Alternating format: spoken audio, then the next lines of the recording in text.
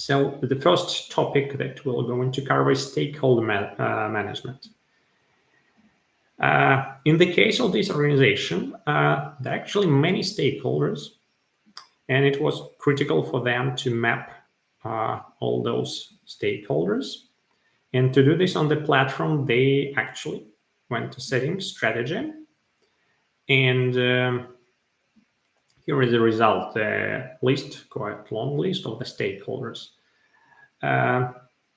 What they did when creating this list, they used this template for stakeholder management or stakeholder analysis. How this template looks like.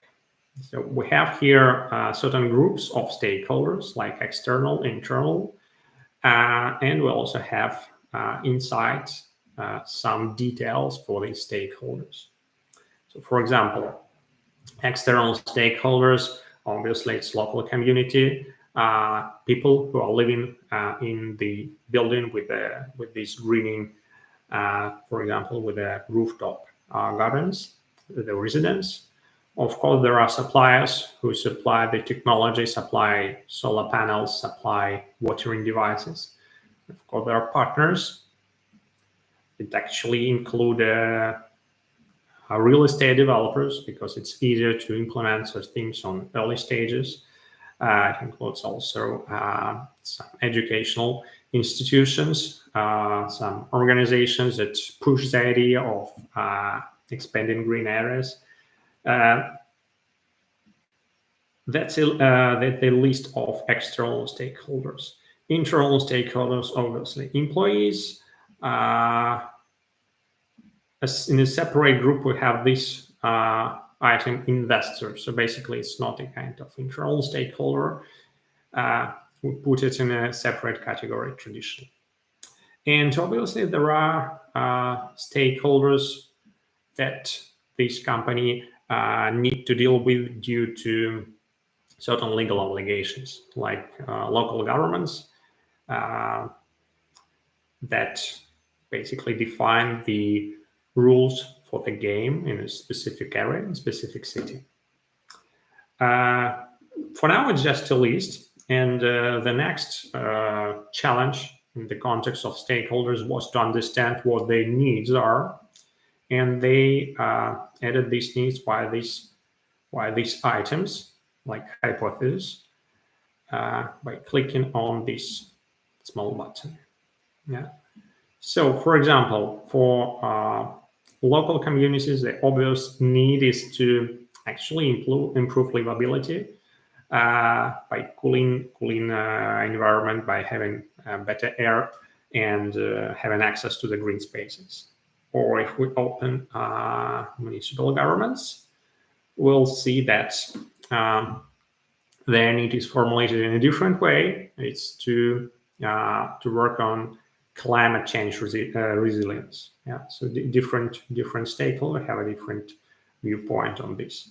Yeah. And like for real estate developers, the hypothesis was that basically their real need in the context of this business is to increase the value of property, the building, just because there is this, for example, rooftop garden or vertical farm. One note about how this was created. It was not created at once. Yeah, it's like first we start with a list of stakeholders, and then we add more details at different hypotheses, had different value metrics, and it's not static. Yeah, it's always in dynamic, always changing, because what we want to do, we always want to reflect how our business stands compared to the interests of the stakeholders. So it's always looking at stakeholders, what they need, looking at what our business can provide, adjusting a business, looking back at the stakeholders, getting feedback, adjusting business. It's always dynamic. Another thing that we have here, we have these metrics.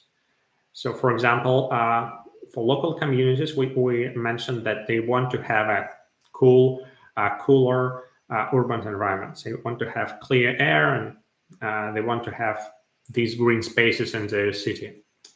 That's a quite vague definition of their needs. And to make it more specific, we quantify it by a metric. In this case, the metric is percentage of population with 10 minutes access to green space. Interesting thing about this metric, you can see it has certain current state, 70%. The interesting thing is that is not living here, this metric. It's actually taken from Urban Greening Strategy Scorecard, from another scorecard. And that we're going to talk a little bit later. Another interesting thing about this stakeholder, we actually wanted to map the risks relevant for this stakeholder. And that's a risk which is formulated as high cost of green infrastructure maintenance. So it's logically, if there is a rooftop garden on my building, I'm afraid that I will need to pay higher maintenance fee, and basically what looks good on the paper will not be so good in the monthly invoice. Yeah. So we need to, on the level of strategy, we need to understand this risk. And first of all, we map it here, and we map it likelihood. We estimate its impact, and we also map here risk mitigation plan, which in this case is to basically focus on infrastructure that helps to minimize the costs of maintaining this architecture. Yeah, so if in your case you plan to add risks, it's just as simple as do it here, add risk, and you will have a template like this. And adding metrics also is you select where you want to add it and just click add. So that's for local communities. For different stakeholders, we've had a similar approach to defining this. I'm just looking at, for example, these local governments. The interesting part here is that one metric that quantify their need is taken from one of the strategy scorecards. But other metrics are created here. So other metrics actually we're tracking these metrics right here, right in this stakeholder scorecard.